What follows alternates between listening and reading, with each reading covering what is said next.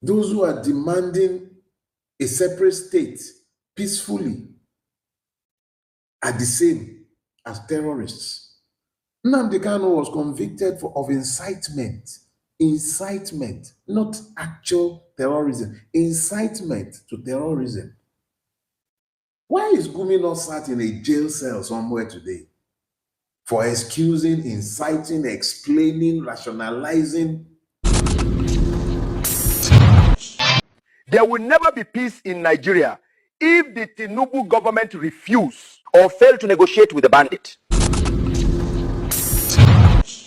Sowore and Dele Farotimi now one of the fearless people we will get for this country and honest people we will get for this country. This man don't come tell Tinubu for in face. In fact, waiting in tell Tinubu on this particular video, they fear they even they catch me, make they know arrest this man because the way the country they go, anybody will talk against the president and they don't arrest them. So make God protect this man. Waiting this man talk about Nigeria and their lawlessness. In fact, watch this video from the starting to the end. Hear from yourself waiting this man talk and waiting in pinpoint against the terrorists like Gumi they do, even Nnamdi Kanu never do before. In fact, I'm not going to just talk much. We'll listen to waiting in talk. The injustice did too much. Share this video to everyone on every social media platform so that they go see waiting they go on, so that they go they at a lot of waiting won't happen. Share this video and drop your opinion at the comment section. Whatever you think, drop it at the comment section. Don't forget to click the subscribe button for more updates. Before I play this full video, listen to waiting this man, Gumi, this nonsense man, they even talk where we say government, they even see the video. Tinubu, they even see the video. Oh yeah, go arrest them, you know, go arrest them now because of say, Martin they can no carry gun, no carry people where they terrorize everywhere. We go make everywhere hot. Listen to waiting this nonsense person talk, and the government just deliver freely. Don't forget to share this video so that everybody go see the injustice where they go on. Listen to it and talk. The video not too long, and later we go listen to it in Farotimi talk. Nonsense. We are now going to be attacking the politicians and the military. It is my turn to become the Nigeria president, and nobody can stop me. Nigeria is a sovereign nation that belongs to us. Donald Trump has no right to come and attack our Nigeria brothers. And nobody can stop me from becoming the Nigeria president 2027. Tinubu doesn't have the capacity to make Nigeria a better country. Bandits are also our brothers that we need to talk with calmly. And the Nigeria government has to negotiate with them and then give them what they want to end the killing and abductions that are going on in our beloved country, Nigeria. There will never be peace in Nigeria if the Tinubu government refuse or fail to negotiate with the bandit, because they are fighting for their right.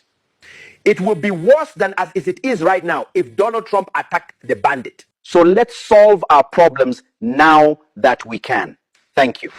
I advise you to crystallize what I believe could be a peaceful revolution in Nigeria, brought about because you, as a collective, desired something better than our realities.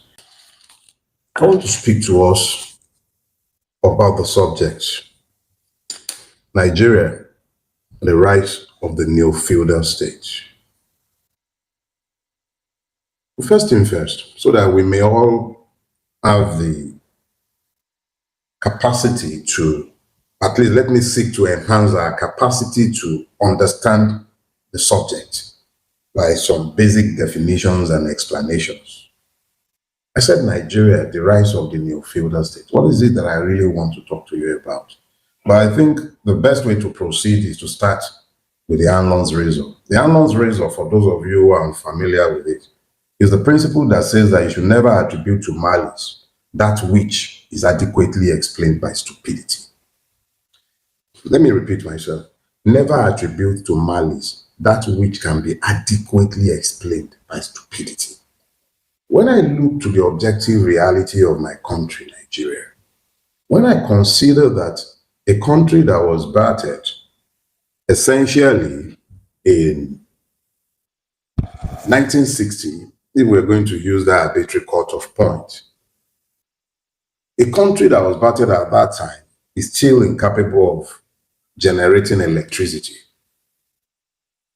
If you use the Anlon's razor you will easily be misled into believing that it is the stupidity of those who have ruined Nigeria that accounts for the inability to produce energy in Nigeria. But that will be an error. Stupidity does not explain our objective reality. And malice can only barely or partially explain this. So over the years, as I have seen things that do not add up in the Nigerian space, I have pondered issues, I've researched our history, and I realized that what is happening today is that the Nigeria that you imagine that you live in does not really exist. So this morning, I want to speak to us, as I have said, about the rise of the feudal state. So Nigeria, you already know, there is no need to define it. It's essentially an enterprise that does not exist for the benefit of those who consider themselves citizens when they are in fact serfs. So first thing first, what is a feudal state? A feudal state is one where you have multiple layers of citizenship, quote and unquote, or if you will, membership, where the law does not rule, because if the law should rule, you would have equality before the law. And equality before the law will suggest that everybody get treated the same. This is incompatible with a feudal state. So Nigeria is essentially a state with multiple levels of membership and multiple levels or systems of justice or administration of injustice, if you will. But we didn't get to where we are by accident. There is a historic origin for where we are. The Yorubas have a proverb. They say, if a child does not live to witness history, then he must at least be the beneficiary of oral history. And that history is the father of all history. I, on the other hand, I benefited from divinely failing my JAMB exam multiple times. So I had to read government and history multiple times. So I was forced to study the history of Nigeria. In my time in secondary school, we were taught the constitutional development of Nigeria. That meant you had to learn constitutional history. So by the time I was in the university, before I even got into the university, having learned A-level government, I had become something of a protege when it came to constitutional history of Nigeria. So I know what I'm talking about. Before the coming of the British, because this is where we must go to find the origins. Before the coming of the British in what you generally refer to as northern Nigeria today, we had the Kanu Empire and you had the Sokoto Caliphate. Long before the Sokoto Caliphate, you had the Hausa kings. Some of you would have learned elementary history where they would have taught you about the Abe kings and the Bokoi. But whatever that is, important thing is that before there was a Sokoto Caliphate, there were independent Hausa states. These independent Hausa states were loosely, maybe like you can refer to them as something of a confederacy, but the most important thing you must understand is that these were kingdoms, pretty much like Yorubas had kingdoms, preeminent ones being the Oyo Empire. The important thing is that before the British came, we were governed by systems. Northern Nigeria was largely governed by feudalism. The Yoruba kings were not absolute monarchs. Their powers were limited, and we had systems of checks and balances. So they didn't have the same kind of power that the Sokoto Caliphate, the caliphs, the Shehu of Borno, for instance, had. Those were absolute monarchs. But because they ran theocracies, which lent itself more readily to the feudal system, you had highly systemized feudal states in northern Nigeria. By the time the British came, you already know the story of indirect rule. They took what was the most successful governance model existing in a space and layered their suzerainty on top of that, so that it didn't have to deploy so much human resource. So here is what happened. By the time the British came, even the part of the north that had not been conquered by any of the Islamic kingdoms were brought under the suzerainty of the Islamic empires. So you had a situation where kingdoms and ethnic groups in most part of the northwest, the north central,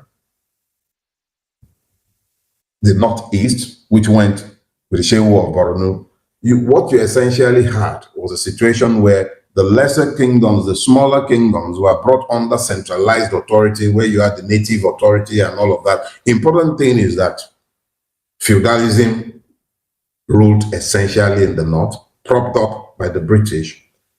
In the southwest, in what was once the west, in the west, you had Yoruba monarchs with limited powers, and you had decades of a civil war in Yoruba land. It was very easy to just lump everybody under the Halafin. He was the preeminent Yoruba ruler, but he was not ruling everybody. There were independent kingdoms that had broken away from Oyo control. But because it was convenient for the British, everybody came back again under the Oyo. Promoted the Oni as the spiritual head, promoted the Oyo, the Halafin of Oyo, as the sovereign in Yoruba land. And of course, he was the one who signed all the pre-colonization papers, the treaties and all of that, where we were supposed to have been traded away to the British crown. Important thing is this: the Europeans, particularly Lord Lugard, felt comfortable with denying citizenship, note it, to those that they brought under their rule. All they had to do was deal with those they've recognized as sovereign over the people, and this formed the foundation of the feudal state that we have today. Because unlike other countries, where states were started with the supremacy of citizenship or evolved, if you look at European history, you'd find that feudalism was part and parcel of what was already in the place. But citizenship evolved, came out of the serfs as the Bill of Rights was signed, as the Magna Carta was signed, as the French Revolution happened, as the Habsburg Empire was broken.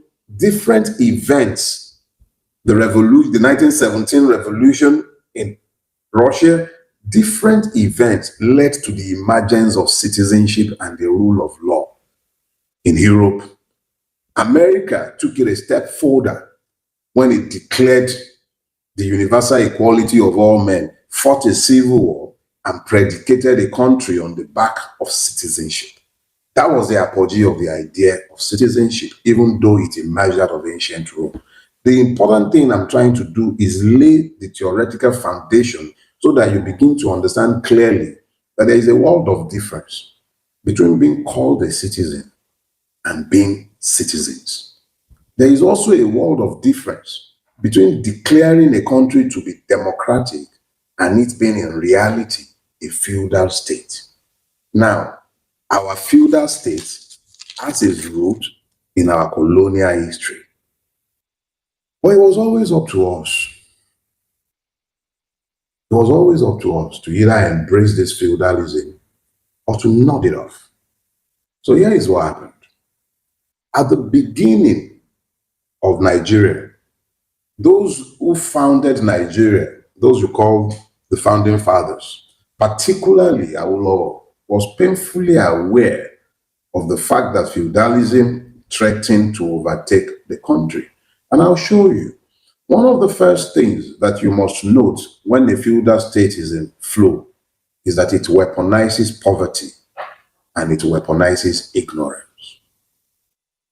It is not to the advantage of rulers of feudal states to allow the people the knowledge to discern their correct state. It would always seek to make them stupid, either by the use of religion, religious rulers whom they always collaborate with or own. So you have a situation where Awolowo looked at this and he felt that the antidote will be weaponized knowledge. That is what informed the free education policy in Western Nigeria. If you doubt me, revert to the letter quoted in extensio in an article by Egbola Asisi Olagunju last week. There's a letter, I recalled it after reading it on his page, where Chief Bola Ige and my friend Shola Ogun, who is watching this broadcast, I've seen him a couple of times, will recall there was a letter we received as from one student, 1978-79 session. We had paid school fees before Uncle Bola was sworn in, but we received a full refund of our fees after we had been given books. And then when we were now going to Form 2, we got a letter which reminded us of the need to preserve the textbooks we had used, so that the subsequent year, the students coming behind us would be able to use the same. He then reminded us that the opponents of the UPN were not happy with the idea of a knowledge-based populace, and that this was what the UPN saw as the antidote to feudalism. So as far back as 1978-79, as far back as the 60s, in fact, from 1954, when self-government came into the Western region, those who governed in the West understood the need to ensure that the people had sufficient knowledge to be able to resist the forces of feudalism. So there was a concerted effort in the Western region to build educational institutions and to make education universally available, because an educated mind is unamenable to slavery and will not be accepting of second-class membership, because you cannot have second-class citizenship. It's membership of a state. So you have a situation where back in the 1960s, smack bang in the 1970s, there was clarity as to what was required to be done to avoid the feudalization of Nigeria. Witness today, education has become a luxury that cannot be afforded by governments across Western Nigeria. And when they have offered it, how qualitative has it been? But Awolowo sparked other people into action. At this time, the Eastern region, because of the healthy rivalry, followed suit. They too began to offer education, maybe not quite understanding the ideological foundation for it in the Southwest, because it became a commitment of leadership to educate the people. Now, how weaponized knowledge? Nigeria was not always amenable to feudalism. In the eastern part of Nigeria, the one part which had little or nothing to do with monarchies before the coming of the British, where they had to create warrant chiefs, aberration of custom, embraced feudalism by far quicker than any other part. That is what explained the multiple alliances that were found with the feudal north between Azikiwe. But this is not the day to be pointing fingers. Let me now remind you. The Middle Belt, that later became complicit in the erection of feudalism, were one of the first people to resist feudalism, because they were the first victims and original victims of feudal empires. They were the slave stock for the slave trading Islamic empires of Kanu and the Sokoto Caliphate. The most important commodity for both were slaves. And the people they refused to Islamize were the persons they could enslave. So by design, these people were not Islamized, but were treated essentially as slave stock. During the planting season, they ensure that when you come out to plant, they will catch you. They had garrisons, places like Cotton Cafe, places like Lafia. Those were Fulani garrisons in the Middle Belt. Those are what became Emirates by the time the British came. The important thing is this: there was a consciousness by the first victims of feudalism to fight feudalism in the new Nigerian state. That is what accounted for the Willings Commission of Inquiry, the fears of the minority.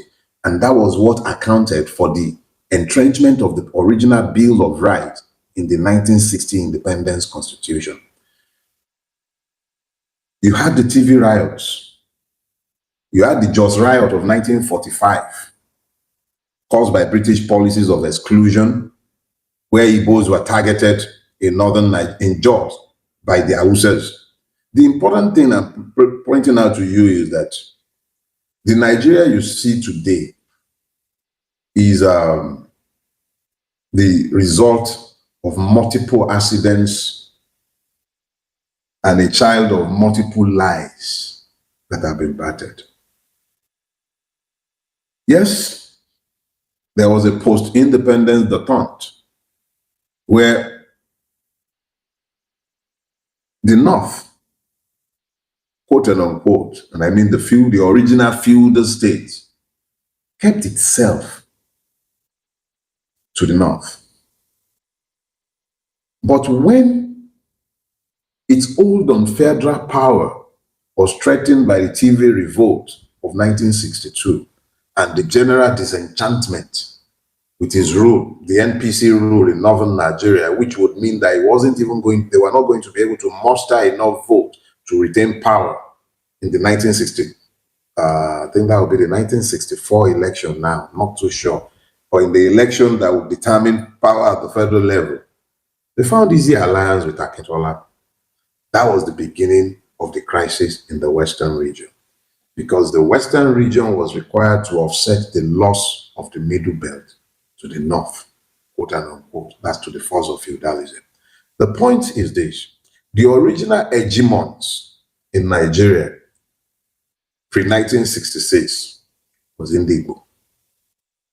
The people who first spread across Nigeria and took advantage of the colonial reach was Indigo. And that was what engendered the resentment that led to the 1966 war. Yes, it began with the January coup. It crystallized with the July counter coup. But you must understand this: nature abhors vacuums. Every country grows on the back of hegemonies. American civilization grew on the back of hegemonies. The British civilization grew on the back of an hegemony, and Nigeria was no different. The overarching hegemony in Nigeria pre-independence was Igbo hegemony. They were the ones spread across the length and breadth of Nigeria, and this is what had attracted enmity and envy as far back as 1945. The only importance of this is so that you understand that the feudal hegemony did not just step into a space that was empty. That space became emptied as a result of the issues that began on January 15, 1966, crystallized in July 1966, and led to the Civil War. The force that won the Civil War, the hegemony that emerged out of the Civil War, was the hegemony that had always been the most useful to the original owners of Nigeria, the British. This hegemony was encouraged, was entrenched. That hegemony produced the 1979 Constitution, the one that clearly went against the decision of the Constituent Assembly that had recommended a return to parliamentary rule. It forced American-style presidential system on us. You would understand where I'm going with this in a few minutes. Just come with me. That hegemony created a Nigeria that in its mind is unbreakable, but it is also a Nigeria that is not advantageous to its victims. Without the people's will, the 1979 Constitution collapsed within 4 years. But this Constitution that collapsed within 4 years became the model by which Abdusalami Abubakar produced another Constitution, labeled produced Decree 24, labeled the 1999 Constitution. And the 1999 Constitution is the encapsulation of the wet dreams of those who have desired feudalism as the governing factor in Nigeria. It concentrated a lot of power in the hands of the president. It essentially makes the president, if the truth be told, the Sultan of Nigeria. He has so much powers. He appoints the judiciary, essentially. He appoints the police. He appoints everybody in the army.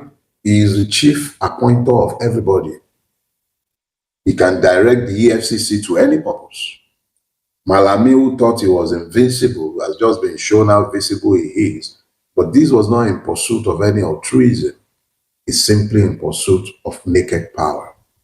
It is not by accident that you are seeing governors across party lines jumping into the APC. It is not by accident that you are hearing judges singing how they are standing on his mandate. It is not by accident that you have the religious clerics falling over themselves in adulation of evil. These are not by accident. These are systemic responses programmed because the state has been designed to be feudal. Now, what is, or shall I say, what are the clear evidences of feudalism? Who is a citizen? A citizen is a person protected by law within a state. He bears responsibilities and he has obligations, but he also has rights. But the most important marker of citizenship is that he is a subject of law. He is governed by law, but he is also protected by law. If you're an American citizen were to die, an inquest will be demanded. Cannot be buried without an autopsy if it was in a violent environment or situation. He is a law-protected individual. And because of the protections of the law, account must always be given for his life. But in Nigeria, by public acknowledgement and judicial confirmation, 430 Shia Muslims were murdered by Buratai's security detail in Zaria. If they were citizens, somebody would have had to account for their death, their killing, the murder, but nobody ever accounted. It's very easy, quite easy to point at Buratai, especially since most of us don't even like Buhari. I never liked him. But let's talk about the model of democratic governance, General Olusegun Obasanjo. Within a year of his installation in office, the OD accident happened. OD accident, euphemism for OD murders. By government acknowledgement, 40 persons died. And I must note, they added the qualifier, only 40 persons died. But in reality, over 2,000 Nigerians were murdered in OD. Over 2,000 by the Nigerian state. A state that is not governed by law, that is above its citizen. The entire machinery of the state is directed towards regime protection and preservation, not citizens' preservation or protection. That is why you can find the president's son having enough soldiers to take over the Republic of Benin when they can't even spare some for Yelawata. That is a feudal state. That clearly is a feudal state. The Nigerian feudal state grew during the years of the military interregnum, was more or less calcified by the time the military were the ones who were giving us constitutions. So we moved from military dictatorship to civilian dictatorship, and it has always taken the temperament of the occupiers of the office to reveal exactly what we are. What we have become, and what should be evident to each and every one of us by now, is that Nigeria has become a feudal state where the rulers have no respect, regard for those they are ruling. If you doubt it, let me show you. And that's why the Hanlon Razor example is very important. There are times when you must look beyond stupidity to explain the malicious actions of persons. The Nigerian state is unapologetically feudal. Citizens, quote unquote, would be seized by terrorists credibly attributed to the government. Terrorists allegedly imported into the country by the persons occupying the highest level of governance in Nigeria today. They would abduct victims. And you would hear presidential spokespersons talking about phone calls instead of, they'll be telling you kinetic, non-kinetic, making excuses for the misery of those they rule. You have almost 30 million, and I've been advised that this is what it is. You have over 30 million Nigerian children strolling on the street, no school, no education, nothing. This does not occupy the mind or attention of those who purport to rule the country, but they are able to borrow money to send people to Hajj. Think about that. They can borrow money to send people to Hajj, something that is meant to be voluntary if you can afford it. A government that is constitutionally charged to educate its citizens, victims, would borrow money to send people to Mecca, but they cannot borrow money to build schools. In Lagos State, remember, this is the fourth largest economy in Africa, Lagos State. Forget the rest of Nigeria. Lagos State is unable to provide adequate educational facilities to the residents of the state. These are not things you blame on stupidity. These are deliberate and intentional. So the question is it born of malice? No, it's not malice, it's business. If you are educated, you become a threat to the system. So it has nothing to do with malice. It's not malice. And it's not stupidity. It's deliberate. Obasanjo and Atiku spent $16 billion, not naira, dollars, $16 billion on electricity. And this country is still in darkness. Nobody is in prison on account of it. Nobody. And you think that is born of stupidity? Malice, yes, but the malice is intentional. It's designed to achieve something. You are meant to stay poor, because if you are constantly fighting to survive, you are not likely to demand more. That is a feudal state. It weaponizes poverty, it weaponizes ignorance, and you see the worst effect of religion in feudal states. Feudal states control the religious establishment. How is Nigeria any different? You find pastors confessing to things that will make a carnal person like me blush. Even I will be scared to admit to half of the things that you hear your pastors boasting about. You see a pastor open his gob to tell you that Saul must come before David. They are admitting to the evil that they are endorsing, but they are explaining why that evil must come first. It's not isolated. All of them. You hear Gumi excusing evil, bringing false moral equivalencies. So the freedom fighters of IPOB are the same as the Fulani terrorists and kidnappers. Those who are demanding a separate state peacefully are the same as terrorists.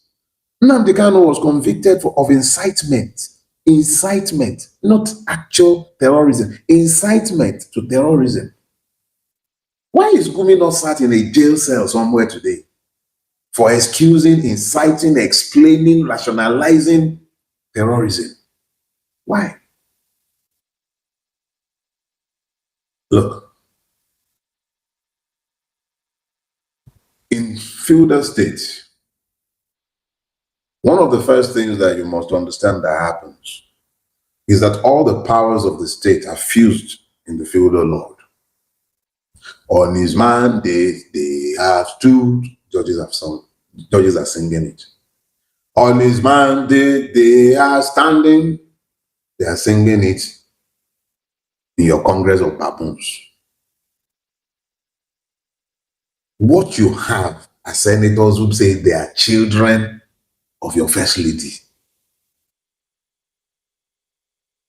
You heard Wike by his own mouth admitting to how he compromised the judiciary in relation to the Osun local government funds. It had been whispered multiple times about how Wike stands in the forefront of the corruption of the Nigerian judiciary. But he himself came out into the open space to acknowledge, admit, and flaunt it in his field with the Osun State person. And we are all still sat lying to ourselves that we are a democracy. A democracy where not only are your choices constrained, let me show you one. The Supreme Court delivered a judgment that essentially said that Abure's term as the chairman of the Labour Party had come to an end. And then Nenadi Usman went multiple times. I think Peter Obi also went to INEC. INEC refused to implement the judgment. But when Peter Obi crossed to ADC, INEC recovered his senses and then stopped recognizing Abure. Where is the judiciary? In the pocket of those on whose mandate, stolen mandate, they're standing. That is where the judiciary is. In a feudal state, when the feudal lord does not get what he wants, he takes it anyway.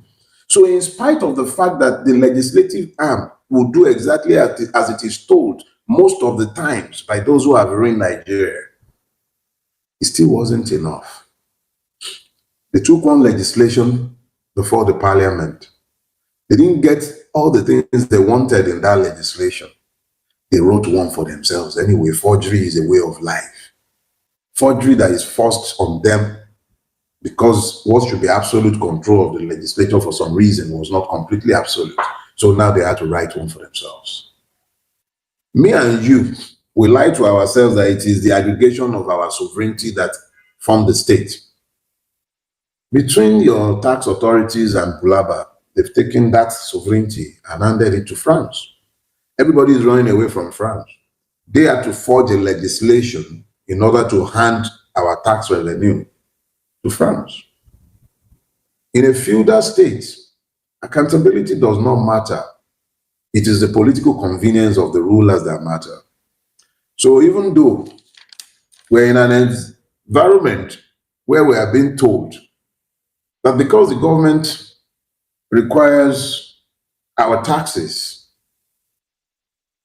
before it could do many things, we should also look away whilst it does a lot of things. Well, let me ask a question. Who pays for the criminalities that have been used as justification for the hardship that have been forced on the Nigerian people? Subsidy is gone. Subsidy is gone because of multiple scams in the subsidy regime. Who has paid for these crimes? How many people have paid for the billions that were stolen under the subsidy regime? How many people? I was in prison with persons who stole boats. There were persons in the cell with me who stole yam. Where are the persons who stole the Commonwealth and forced all of us to have to swallow the bitter pill of subsidy is gone? There is something they called ways and means by which they printed trillions of naira. And because of these trillions of naira that were printed paper, the real money in my pocket and yours became worthless because they had printed papers. The only person I see being thrown around from one court to the other is Emefiele. But was it only Emefiele that did the stealing?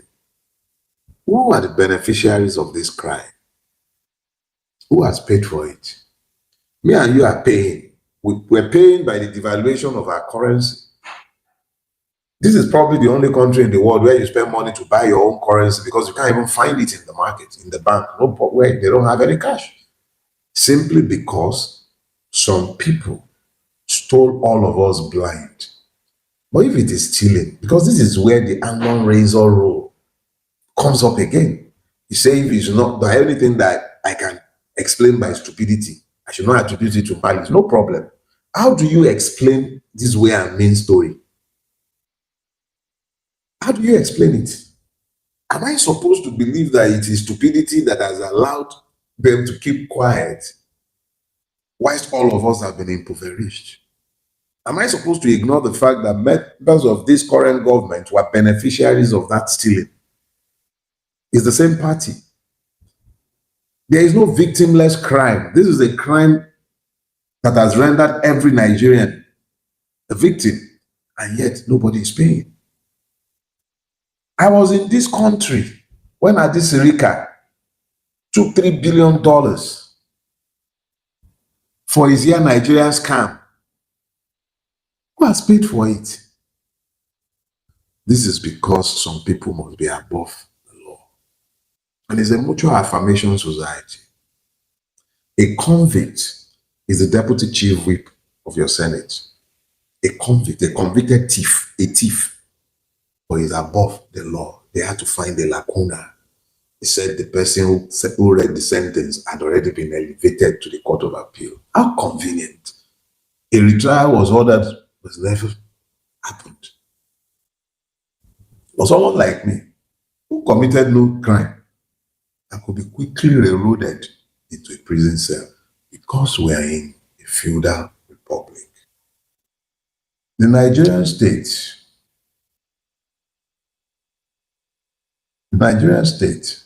has become a feudal republic. Completely feudal, devoid of conscience, unrestrained by law. And we continue to lie to ourselves that it is anything but. The Nigerian state has been restructured into a feudal state. The Fulani virus of feudalism has jumped host. What once used to be a social construct within Fulani culture has crossed across Nigeria. None of your governors are accountable to you. It is only a function of temperament that you have people like Alex Oti doing anything worthy of note. Mr. Pointer in Lagos State, his 8 years will soon be done. They are busy painting roads. Because functionally, the governors are emirs. Your president is the sultan. Regardless of the part of Nigeria, feudalism reigns supreme. And if you ever doubted it, think again. Something has to explain where we are. And you cannot explain it by either malice or stupidity. Let me qualify that. Neither explains it alone. There is a system. The system works to a desired outcome. And everything you see happening is happening because it was designed like that. Nigeria is not where it is by accident. There is no separation of power in Nigeria today. And the president of Nigeria, note this, the character of the person in the office shapes the perception of power. The same office that was occupied by Yaradua, who was restrained, even though he acknowledged that he got into office via his stolen mandate, is the same office that Bulaba is occupying today. They used power much differently. The same office was the one occupied by Jonathan. It is only in a feudal state that you see the things happening in Nigeria happen. I advise you to crystallize what I believe could be a peaceful revolution in Nigeria, brought about because you, as a collective, desire something better.